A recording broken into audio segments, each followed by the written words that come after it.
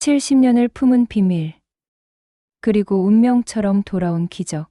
당신은 죽은 줄로만 알았던 아이의 심장 소리를 다시 듣는다면 그 순간 무엇을 느끼시겠습니까? 70년. 한 여인이 가슴에 묻어둔 비밀의 무게입니다. 매일 밤 베개를 적신 눈물, 아무도 몰랐던 죄책감, 그리고 어느 날 갑자기 수술실에서 자신을 내려다보는 한 의사의 눈빛 속에서 그녀는 알아버렸습니다. 이 아이가 바로 자신의 딸이라는 것을. 지금부터 들려드릴 이야기는 인간이 짊어질 수 있는 가장 무거운 죄책감과 그럼에도 끊어지지 않는 사랑에 관한 기록입니다. 이것은 단순한 재해가 아닙니다. 이것은 한 여인의 속죄이자 운명이 빚어낸 기적입니다. 1974년 가을, 경상도 어느 시골 마을. 낙엽이 떨어지는 그 계절에 29살 정순옥은 네 번째 출산을 앞두고 있었습니다. 이미 3명의 딸을 둔 그녀에게 이번 아이는 마지막 희망이었습니다. 시어머니의 매서운 눈빛, 남편의 차가운 한숨, 그 모든 것을 끝낼 수 있는 단 하나의 방법. 아들. 새벽 5시. 등불 하나 켜진 방 안에서 진통이 시작되었습니다. 산파 할머니는 이마에 땀을 닦으며 격려했고 순옥은 이를 악물었습니다. 이번엔 반드시 아들이어야 했습니다. 그러나 운명은 잔인했습니다. 첫 울음이 터져 나온 순간 산파의 얼굴이 굳어졌습니다. 아이는 딸이었습니다. 네 번째 딸. 방문 밖에 서 있던 시어머니의 발소리가 멀어졌습니다. 쿵, 쿵. 마루를 밟는 소리가 분노처럼 울렸습니다. 남편은 방 안을 들여다보지도 않은 채 마당으로 내려갔습니다. 그 침묵 속에서 순옥은 모든 것을 이해했습니다. 그녀는 갓 태어난 아이를 가슴에 안았습니다. 작고 따뜻한 몸, 아직 눈도 뜨지 못한 채 꿈틀거리는 그 존재. 아이의 손가락이 그녀의 손을 움켜잡았습니다. 본능처럼, 생존처럼. 순옥은 아이에게 이름을 지어주었습니다. 한수빈. 맑은 물처럼 고운 아이로 자라라는 뜻이었습니다. 하지만 그 이름을 부를 수 있는 시간은 단 사흘뿐이었습니다. 사흘, 밤의 침묵. 출산 후 사흘째 되던 밤, 순옥은 잠들지 못하고 아이를 안고 있었습니다. 달빛이 창문 사이로 스며들었고 아이는 작은 숨을 내쉬며 잠들어 있었습니다. 평화로운 순간이었습니다. 하지만 그 평화는 곧 산산조각 났습니다. 방문이 열렸습니다. 남편이 들어왔습니다. 그의 얼굴은 어둠에 가려져 있었지만 순옥은 알 수 있었습니다. 그 표정이 무엇을 의미하는지. 남편은 아무 말 없이 그녀의 품에서 아이를 빼앗아 갔습니다. 순옥은 울먹이며 애원했습니다. 발을 잡고 무릎을 꿇고 이마를 바닥에 찌으며 빌었습니다. 하지만 남편은 돌아보지 않았습니다. 그리고 그날 밤 아이는 사라졌습니다. 다음 날 아침 시어머니는 차가운 목소리로 말했습니다. 어젯밤에 아이가 숨을 거뒀다고. 약했나 보다고. 그만 잊으라고. 장례는 치러지지 않았습니다. 작은 관 하나가 뒷산에 묻혔고 그것이 전부였습니다. 순옥은 그 관을 보며 외쳤습니다. 아이가 숨을 쉬고 있었다고. 자신이 분명히 느꼈다고. 하지만 아무도 그녀의 말을 듣지 않았습니다. 마을 사람들은 그저 고개를 저으며 돌아섰고 남편은 미친 소리 하지 말라는 말만 남긴 채 떠났습니다. 그날 이후 순옥은 매일 밤 꿈을 꾸었습니다. 작은 관 속에서 울고 있는 아이, 손을 뻗어도 닿지 않는 그 아이의 울음소리. 그 꿈은 70년간 계속되었습니다. 70년의 속죄. 시간은 흘렀습니다. 하지만 순옥의 마음속 시계는 그날 밤에 멈춰 있었습니다. 그녀는 밥을 짓다가도 빨래를 하다가도 문득 멈춰 섰습니다. 그리고 혼잣말로 아이의 이름을 불렀습니다. 수빈아, 엄마 밥 먹고 있어. 너도 배고프지? 아무도 없는 부엌에서 그녀는 혼자 대화를 나눴습니다. 겨울이면 담요를 하나 더 덮었습니다. 아이가 추울까 봐. 여름이면 창문을 열어두었습니다. 아이가 더울까 봐. 설날이면 제사상에 작은 밥그릇 하나를 더 놓았습니다. 아무도 모르게, 아무도 알아주지 않는 의식이었습니다. 세 딸은 자랐고 결혼해서 떠났습니다. 순옥은 혼자 남은 집에서 매일 밤 넷째의 이름을 불렀습니다. 창밖 어둠을 향해, 바람을 향해, 허공을 향해. 수빈아, 있니? 엄마 목소리 들리니? 남편은 나이가 들며 말이 없어졌습니다. 그는 술을 마시며 혼자 앉아 있곤 했습니다. 어느 날 밤, 술에 취한 그가 중얼거렸습니다. 미안하다고. 하지만 순옥은 그 말을 듣고도 아무 대꾸를 하지 않았습니다. 용서는 쉬운 것이 아니었습니다. 70년을 살며 그녀는 단 한 번도 웃지 못했습니다. 진심으로. 웃음은 그녀에게 사치였습니다. 죄책감이 웃음을 허락하지 않았으니까요. 2024년 봄, 순옥은 70살이 되었습니다. 그녀의 몸은 세월의 무게를 견디지 못하고 있었습니다. 가슴이 조여왔습니다. 숨이 가빠졌습니다. 밤이면 식은땀이 흘렀고 아침이면 일어날 수 없었습니다. 딸들이 병원에 데려갔습니다. 응급실, 검사실, 진료실. 의사들은 심각한 표정으로 차트를 들여다보았습니다. 관상동맥이 막혔다고 했습니다. 빠른 시일 내에 수술이 필요하다고 했습니다. 순옥은 고개를 끄덕였습니다. 두렵지 않았습니다. 오히려 마음 한편이 편안했습니다. 이제 끝이 가까워졌구나. 수빈아, 엄마가 곧 갈게. 그곳에서 너를 만날 수 있겠지. 수술 날짜가 잡혔습니다. 서울대병원 심장외과. 수술 전날, 순옥은 혼자 병실에 누워 천장을 바라보았습니다. 형광등, 불빛이 눈부셨습니다. 그녀는 눈을 감고 기도했습니다. 하나님, 제가 이제 가도 되나요? 수빈이를 만날 수 있을까요? 그때 병실 문이 열렸습니다. 문을 열고 들어온 여성은 30대 후반으로 보였습니다. 흰 가운을 입고 청진기를 목에 걸고 따뜻한 미소를 띤 얼굴.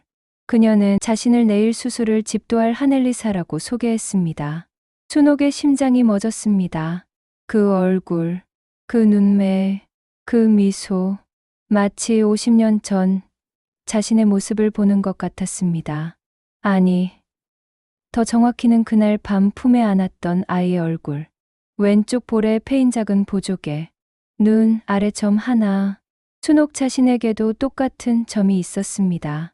엘리사는 차트를 넘기며 수술에 대해 설명했습니다. 수술은 4시간 정도 걸릴 예정이고 회복 기간은 2주에서 한 달 정도라고. 하지만 순옥은 그 말을 듣지 못했습니다. 그녀는 엘리사의 얼굴만 바라보고 있었습니다. 엘리사가 걱정스러운 표정으로 물었습니다. 괜찮으시냐고, 수술이 두려우시냐고. 순옥은 떨리는 손을 뻗었습니다. 엘리사의 손을 잡았습니다. 따뜻했습니다. 살아있었습니다. 그녀는 떨리는 목소리로 엘리사의 이름을 물었습니다. 한엘리사. 그리고 엘리사는 덧붙였습니다. 자신에게 한국 이름도 있다고. 입양되기 전 이름은 한수빈이었다고. 순옥의 눈에서 눈물이 쏟아졌습니다. 소리 없이, 하염없이. 70년을 참았던 눈물이 터져 나왔습니다.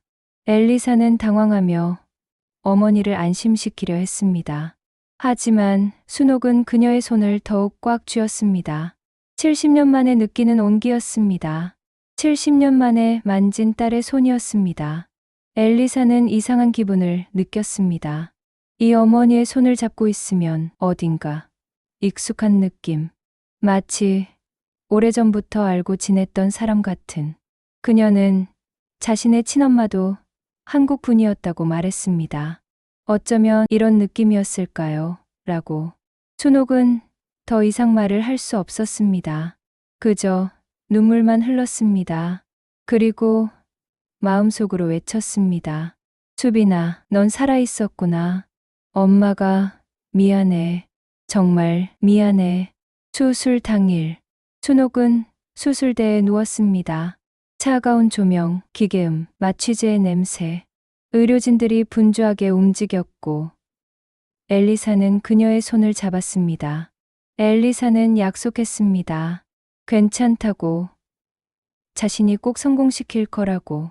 춘옥은 마지막 의식이 흐려지는 순간 중얼거렸습니다. 수빈아, 엄마 정말 미안해. 엘리사는 그 말을 듣고 멈칫했습니다. 수빈이라고 했나? 하지만 곧 마취가 시작되었고 수술이 시작되었습니다. 4시간 30분. 엘리사는 단 한 번도 손을 떨지 않았습니다. 마치 자신의 생명을 구하듯 그녀는 춘옥의 심장을 살렸습니다. 막힌 혈관을 열고 스텐트를 삽입하고 피가 다시 흐르도록 만들었습니다. 수술실 밖에서는 춘옥의 딸들이 기도하고 있었습니다. 그들은 엘리사라는 의사가 누구인지 몰랐습니다. 자신들의 넷째 동생인지도 몰랐습니다. 단지 어머니가 살기를, 무사히 수술이 끝나기를 바랐습니다. 수술은 성공했습니다. 엘리사가 수술실 문을 열고 나왔을 때 그녀의 이마에는 땀이 맺혀 있었습니다. 하지만 그녀는 미소 지었습니다. 성공적으로 끝났다고, 회복만 잘하시면 된다고. 딸들은 안도의 한숨을 쉬었습니다. 그리고 엘리사에게 감사를 표했습니다. 하지만 엘리사는 고개를 저었습니다. 당연한 일을 했을 뿐이라고. 하지만 그녀의 마음 한편에는 이상한 감정이 일었습니다. 왜 이렇게 마음이 떨리는 걸까? 왜 이렇게 안도감이 큰 걸까? 춘옥은 눈을 떴습니다. 희미한 의식 속에서 누군가 자신의 손을 잡고 있는 것을 느꼈습니다. 엘리사였습니다. 그녀는 밤새 곁을 지켰습니다. 춘옥은 엘리사를 바라보았습니다. 그리고 떨리는 목소리로 물었습니다. 언제 태어났냐고. 1974년 10월 23일. 엘리사의 대답에 춘옥의 심장이 다시 뛰었습니다. 그날, 바로 그날이었습니다. 입양은 언제 되었냐고 물었습니다. 생후 일주일 만이라고 했습니다. 절 앞에 버려져 있었다고. 미국인 부부가 입양했다고. 춘옥은 더 이상 참을 수 없었습니다. 수빈아 라고 불렀습니다. 넌 내 딸이야. 내가 낳은 넷째 딸. 내가 지켜주지 못한. 엘리사는 얼어붙었습니다. 그리고 천천히 춘옥의 얼굴을 자세히 들여다보았습니다. 왼쪽 눈 아래 점, 인매의 곡선, 손의 모양, 모든 것이 자신과 닮아 있었습니다. 침묵이 흘렀습니다. 그리고 두 사람은 동시에 울기 시작했습니다. 병실 안에는 울음소리만 가득했습니다. 70년을 기다린 울음, 70년을 참았던 울음. 다음 날 유전자 검사 결과가 나왔습니다. 99.9% 일치. 모녀였습니다. 과학이 증명한 기적이었습니다. 병실은 고요했습니다. 춘옥과 엘리사는 서로의 손을 잡고 앉아 있었습니다. 창밖으로는 봄비가 내리고 있었습니다. 춘옥은 계속 미안하다고 말했습니다. 자신이 약해서, 딸을 지키지 못해서, 엄마 노릇을 하지 못해서. 눈물이 멈추지 않았습니다. 엘리사는 어머니를 껴안았습니다. 70년 만의 포옹이었습니다. 그녀는 말했습니다. 자신은 행복했다고, 양부모님이 정말 사랑해 주셨다고, 의사가 될 수 있도록 지원해 주셨다고, 어머니가 자신을 보내지 않았다면 지금의 자신은 없었을 거라고. 순옥은 고개를 저었습니다. 그래도 엄마 품이 그리웠을 텐데, 그래도 한국에서 자랐어야 했는데. 엘리사는 웃었습니다. 그리웠다고. 하지만 이제 찾았다고. 그것만으로도 기적이라고. 그 말에 순옥은 처음으로 미소 지었습니다. 70년 만의 미소였습니다. 진심으로 웃는 얼굴이었습니다. 창밖으로 봄볕이 들어왔습니다. 따뜻하고 부드러운 빛, 새로운 시작을 알리는 빛. 일주일 후 병실 문이 열렸습니다. 늙은 남자가 지팡이에 의지에 서 있었습니다. 순옥의 남편이었습니다. 그는 천천히 걸어왔습니다. 그리고 엘리사를 보는 순간 무릎을 꿇었습니다. 미안하다고, 정말 미안하다고. 그는 바닥에 이마를 대고 흐느꼈습니다. 엘리사는 그를 일으켜 세웠습니다. 괜찮다고, 이제 다 지나간 일이라고. 하지만 남편은 계속 울었습니다. 자신 때문에 아이가 고통받았다고. 자신이 죽을 죄를 지었다고. 순옥은 남편을 바라보았습니다. 70년을 함께 산 사람. 미웠지만 이제는 지친 노인일 뿐이었습니다. 그녀는 조용히 말했습니다. 이제 그만하자고. 딸이 돌아왔으니 그것으로 충분하다고. 남편은 고개를 숙인 채 흐느꼈습니다. 70년 만에 흘리는 진심 어린 눈물이었습니다. 그리고 순옥은 그 모습을 보며 생각했습니다. 어쩌면 자신만 고통받은 게 아니었을지도 모른다고. 어쩌면 남편도 10년간 죄책감에 시달렸을지도 모른다고. 용서는 천천히, 조용히 찾아왔습니다. 3개월 후, 순옥은 미국행 비행기에 올랐습니다. 엘리사가 초대했습니다. 자신의 집에서 지내라고. 자신의 가족들도 어머니를 만나고 싶어 한다고. LA 공항. 엘리사의 양부모가 순옥을 맞이했습니다.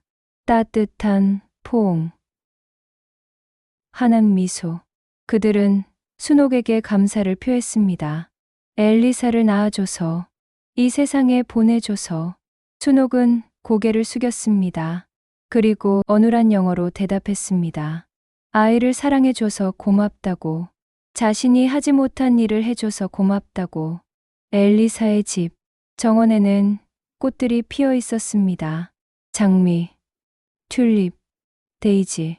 순옥은 손녀를 무릎에 앉히고 옛날 이야기를 들려주었습니다. 할머니가 살던 한국이라는 나라에 대해, 산과 강이 아름다운 그곳에 대해. 손녀는 반짝이는 눈으로 들었습니다. 그리고 물었습니다. 언제 한국에 가볼 수 있냐고. 순옥은 웃었습니다. 70년 만에 처음으로, 진심으로. 곧 가자고. 함께 가자고. 그날 밤 순옥은 창밖 별을 바라보았습니다. 그리고 조용히 속삭였습니다. 수빈아, 엄마 이제 행복해.